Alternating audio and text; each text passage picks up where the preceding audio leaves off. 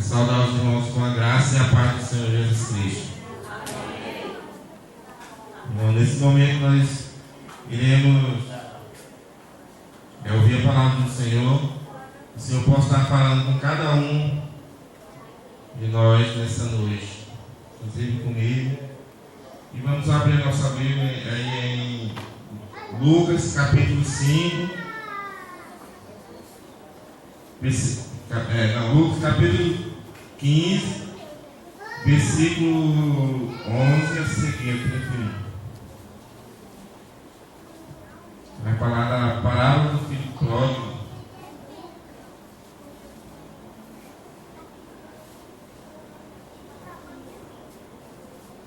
Lucas 15, a partir do versículo 11.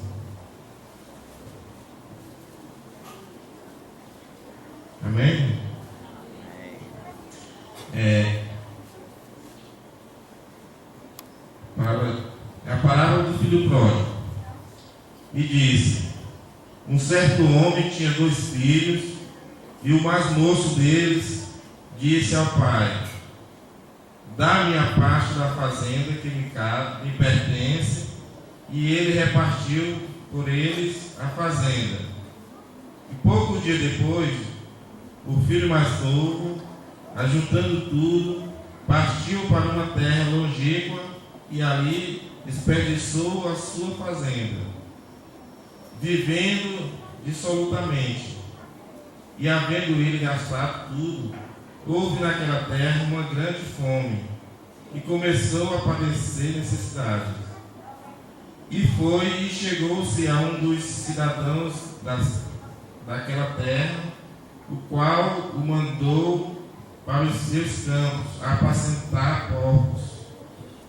Desejava encher o seu estômago com as bolotas que os porcos comiam, e ninguém dava nada. E caindo em si, disse: quantos trabalhadores de meu pai têm abundância de pão, e eu aqui pereço de fome. Levantar-me-ei e irei ter com meu pai, e disse-lhe: Pai, pequei contra o céu e perante ti. Já não sou digno de ser chamado teu filho, faz-me como um dos teus trabalhadores. Levantando-se, foi para seu pai, e quando ainda estava longe, viu seu pai e se moveu de íntima compaixão, e correndo lançou-se ao pescoço e o beijou. E o filho lhe disse: Pai, pequei contra o céu e perante ti, e já não sou digno de ser chamado teu filho. Mas o pai disse aos seus filhos, aos seus servos: trazei depressa a melhor roupa, e vestiu-o, e ponde-lhe um anel na mão e sandália nos pés. Trazei o bezerro cevado, e matai-o, e comamos e alegramo-nos. Porque este meu filho estava morto e reviveu, tinha-se perdido e foi achado. E começaram a alegrar-se. E o seu filho mais velho estava no campo. E quando veio e chegou perto de casa, ouviu a música e as danças. E chamando um dos servos, perguntou-lhe quem era aquilo.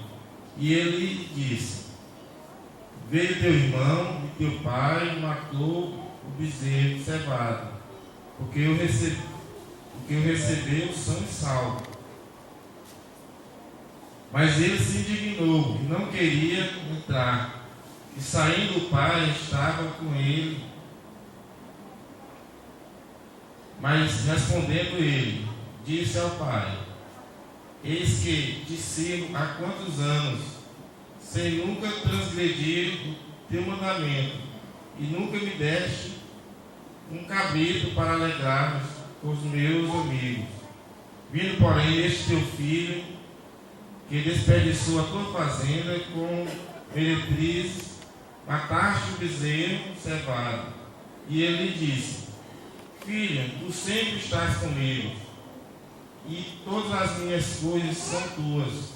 Mas era justo alegrarmos-nos e regozijarmos, porque este teu filho estava morto, esse teu irmão estava morto e reviveu, tinha se perdido e foi achado.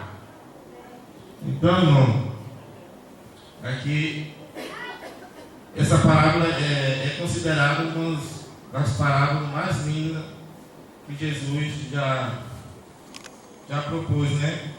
E nós vemos aqui no capítulo 1 e 2, no versículo 1 e 2 do capítulo 15, que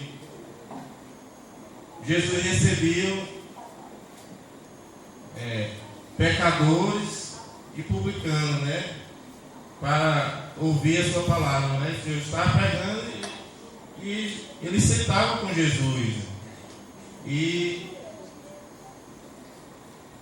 que os fariseus murmuravam, né? Porque ele não, para eles, publicanos e pecadores, eram injustos estar ali, ser amados por Deus, né?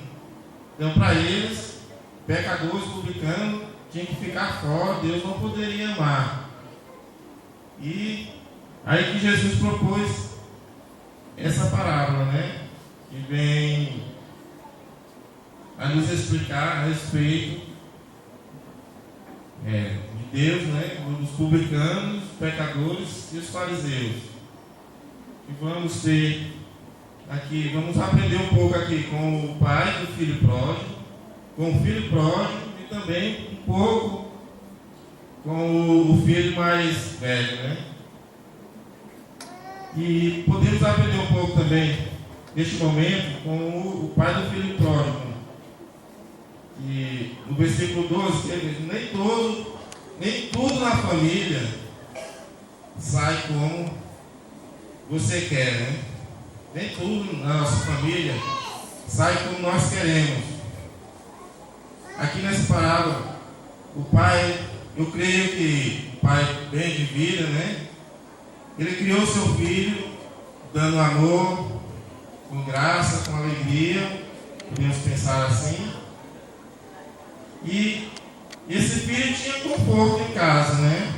Já podemos ver que o pai tinha recurso suficiente. Então, o que poderia levar um filho a se rebelar contra o pai? Se o filho tinha amor, já vimos que era um pai amoroso. A casa do pai era cheia da graça do Senhor, mas já podemos ver aqui que o filho se rebelou e pediu para que o pai desse a parte que lhe cabia na herança. E na época, o filho também poderia exigir a parte da herança antes que o pai morresse. Mas podemos imaginar que o filho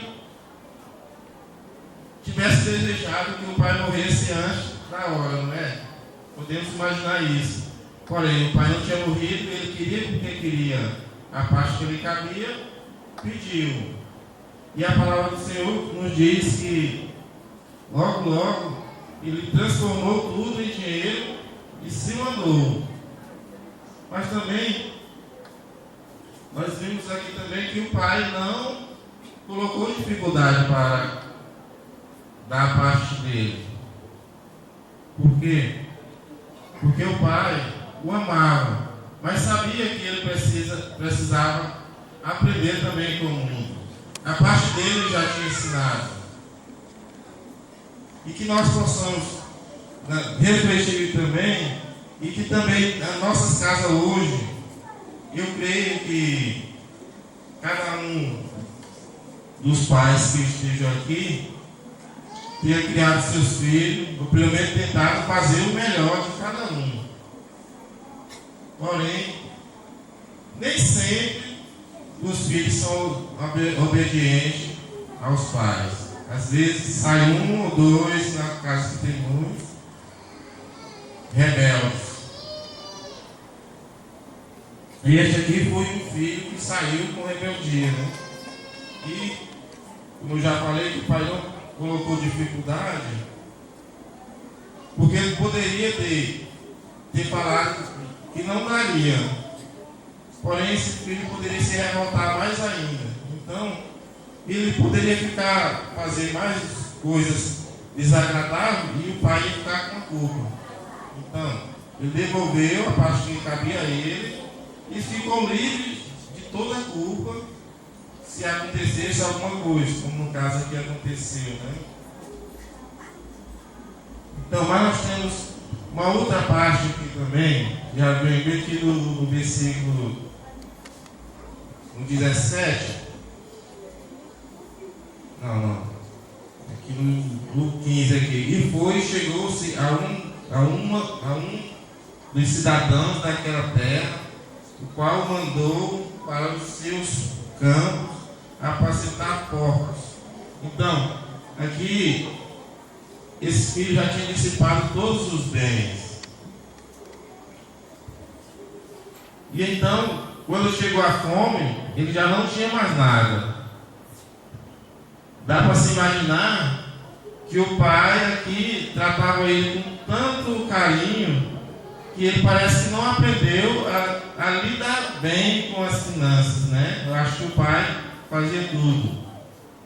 E que ele dissipou todos os bens, com meretriz, com bebedias, e que quando veio a fome ele não tinha mais. Então ele chegou a um cidadão que mandou para o campo a cuidar dos porcos. Cuidar dos porcos para os judeus era proibido, era a maior humilhação para o povo judeu da época. Cuidar de porcos, porque o porco era algo impuro para aquele povo.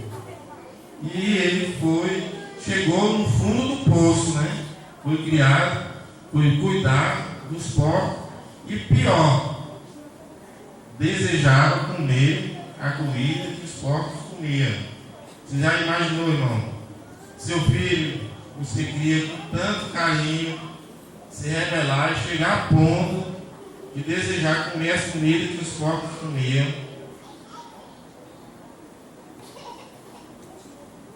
Mas foi o que aconteceu. Porém, nós temos mais um ponto aqui que fala aqui, que nunca fecha as portas da reconciliação, como o pai aqui não fechou. Você sempre que às vezes se irrita, né? Às vezes há casal, há filhos, pode se irritar, às vezes há contendo mesmo, às vezes há uma discussão e vamos nos apartar, não queremos mais conversa um com o outro, não tem a menor chance de uma reconciliação entre nós. Porém, nós podemos ver aqui que quando foi aqui no versículo 17, a palavra do Senhor diz: e caindo em si disse: quantos trabalhadores de meu pai têm abundância de pão, e eu aqui pereço de fome. Então, aqui, depois que ele estava na pior, ele percebeu, dá para se ver que ele percebeu que estava no fundo do poço. Ele caiu em si, porque na casa do pai dele ele tinha conforto, tinha comida, tinha o carinho dos pais, tinha graça, lá eles tinham servos. E chegou na situação de desejar comer a comida dos porcos. Mas aqui também ele lembrou que na casa do pai dele tinha tudo isso. Então, fica aqui para cada um de nós, cada criança, jovens, adultos, que possamos gerar no nosso meio, na nossa casa, nos nossos familiares, memórias positivas, criar algo de bom, para que daqui a 10, 15, 20 anos, 30, se for por caso, alguém possa lembrar de você e possa lembrar, fulano era alguém que fazia algo de bom, fulano era amoroso, gostava de ajudar. E nós, quando percebemos aqui, que ele lembrou da casa do pai dele. Na casa do pai dele, ele tinha conforto, tinha comida na hora que ele queria, e que tinha certo, e que tinha a graça do Senhor, e o pai era um pai amoroso. Então, podemos ver aqui que o pai tratava muito bem, que ele lembrou. Então, fica para nós aqui, como que nós estamos, o que nós estamos fazendo hoje, que nosso filho, nosso irmão, possa lembrar daqui a 20, 30 anos, que possamos estar refletindo neste momento, na nossa atitude hoje, que nós estamos fazendo, que possa ser lembrado lá na frente. E ele, quando ele lembrou, ele disse: levantar-me-ei, irei ter com meu pai, e dir-lhe: Pai, pequei contra o céu e perante ti, já não sou digno de ser chamado teu filho, faz-me como um dos teus trabalhadores. Então, quando ele caiu em si, alguns comentaristas dizem que o crente, quando cai em si, quando não volta para a casa do pai, ainda não caiu em si. Isso quer dizer que cair em si quando você volta para a casa do pai, volta para perto de Deus. E ele pensou: trata-me como um dos teus trabalhadores. Porque o servo, na época, tinha direito, era como um familiar, tinha direito na comida. E os trabalhadores eram despedidos à tarde, eles tinham direito naquele dia, se não precisasse amanhã, tudo bem. E ele trata-me como um dos teus trabalhadores. Ele ensaiou isso para falar com o pai dele. E quando ele chega para o pai e diz: Pai, pequei contra os céus e perante ti, já não sou digno de ser chamado teu filho. Mas o pai disse aos seus servos: traz depressa a melhor roupa, vestir-o e pondo-lhe um anel na mão e sandália nos pés. Podemos perceber aqui que o pai não deixou nem ele completar. O pai já mandou pegar a roupa, o anel e a sandália. Que na época aqui a roupa simbolizava a honra, o anel, a autoridade, e a sandália queria dizer que ele era diferente dos servos, dos trabalhadores, que ele era livre. O pai teve compaixão, amou ele, e também podemos ver que o pai perdoou ele, não foi jogar na cara dele que ele tinha desperdiçado a parte que lhe cabia na fazenda, né, dos bens que ele tinha dado. O pai simplesmente o amou e perdoou. E falou, versículo 23: trazei o bezerro cevado e matai-o